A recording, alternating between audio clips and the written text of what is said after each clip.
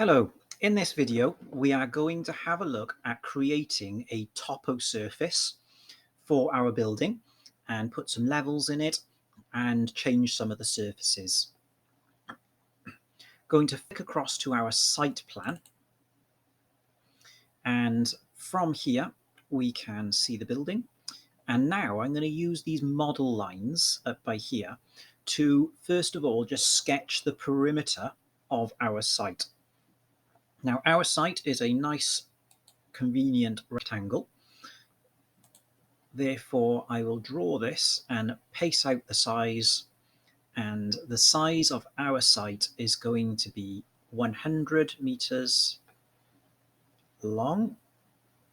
There we go. And 50 meters wide. Get there in a minute. I'll just do that, and then I'll click on this, change that. Okay. Now it's time to decide where the building is in relation to the site. So what I'm going to do is highlight the lines that I've done and hold down the Control key just to add in the extra selection there. And then by moving the cursor over the selected lines, I can grab them with the mouse and drag them around till I get to a position that I'm happy with on the site. So I'm going to put this building towards the corner of the site over there. So that's the perimeter. Now I'm going to go across to the Massing and Site tab at the top of the screen and click the Toposurface command. We have the place point already selected, which is what we want. So therefore we're going to be placing elevation points of the toposurface. So each dot that we put on this drawing will be at a specific height. And our height is what we set it over here in our elevation. What I am going to do is assume that we have a gradient of 4 meters on our side from the lowest end on the west to the highest point on the east. So I'm going to start off by typing -4000 into the elevation and put in that 2 points there and there. Then I'm going to change it to a level of 0 and have 2 points at the other end of the site. What I now wish to do is establish some levels around the building itself. When we compare, our ground floor level of the building is at 0. Therefore, I want to put it a bit below that at -150. -150. There we go. And now I'm going to create a number of points around the building to give us that level on this end of the site.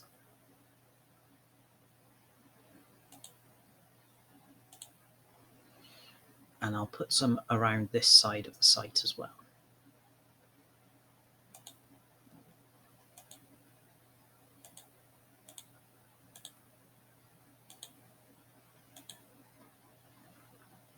Now I'm going to press the big green tick and we'll have a look at it in our 3D view.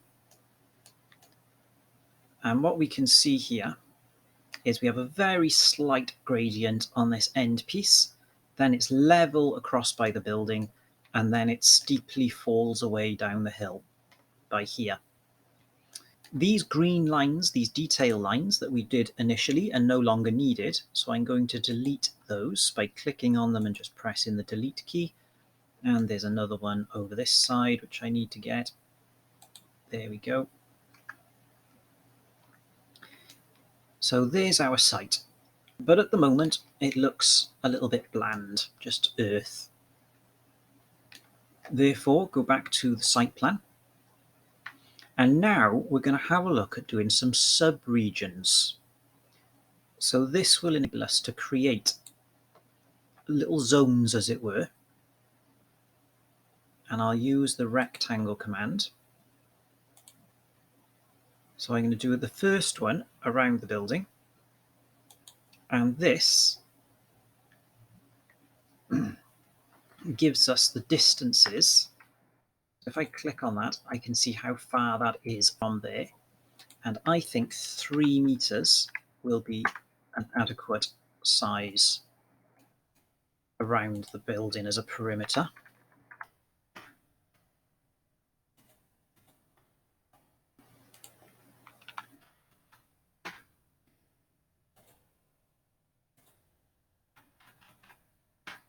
So there is a 3 meter wide perimeter around the building.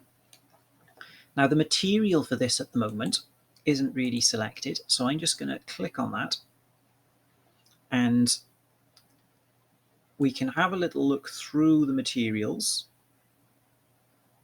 But what I'm going to do is just choose cast in situ concrete for now and make it a concrete path. And then press the big green tick. And we'll just have a look at the effect that has had around our building. So there we can now see a concrete pathway all the way around the building. Let's now have a go at doing some parking spaces and creating a little road to them. Back to our site plan and some more subregions.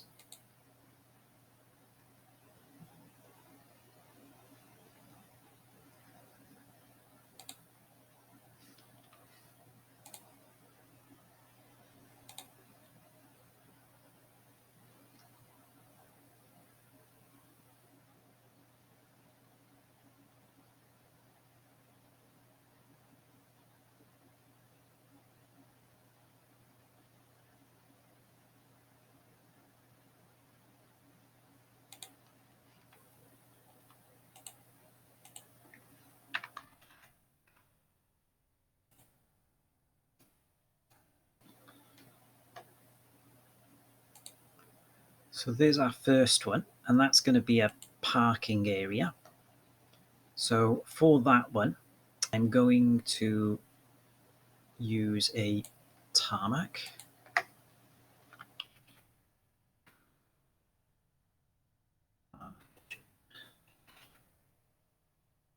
Asphalt bitumen for the road. Okay, and then I want another one for the actual access to that.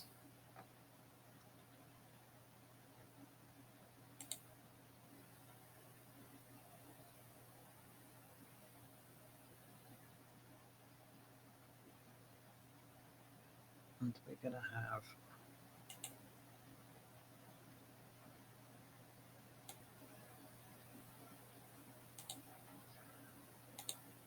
just quickly sketching out the shape here.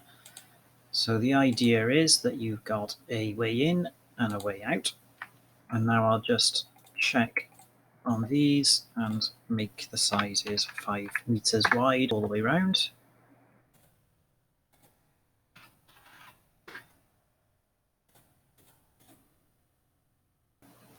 There we go. And change that also to our bitumen. Big green tick.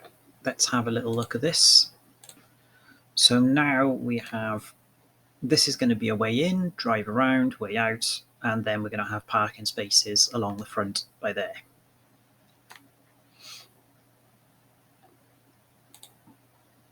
Let's put some parking components on these.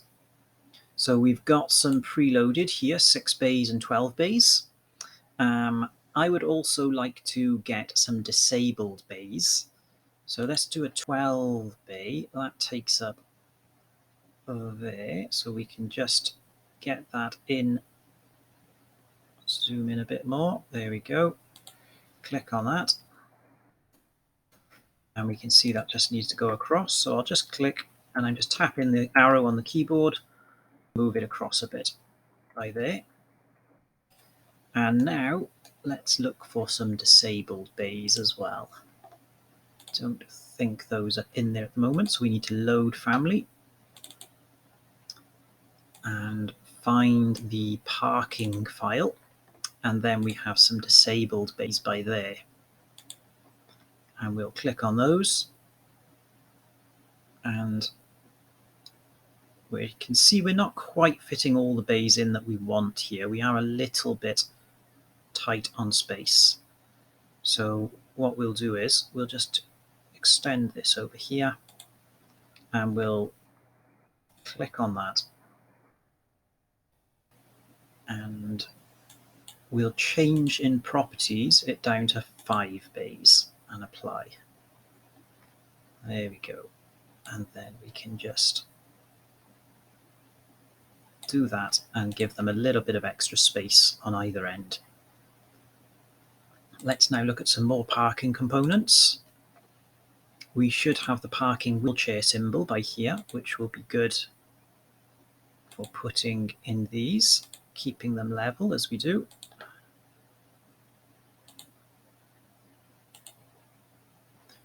And we could also have a look at some road markings.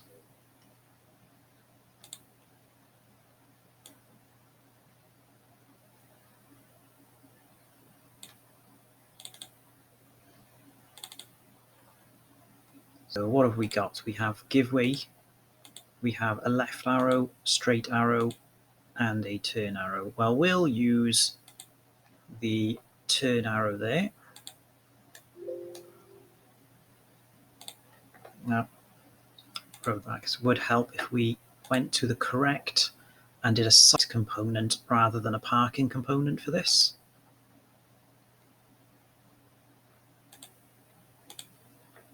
We'll load that again.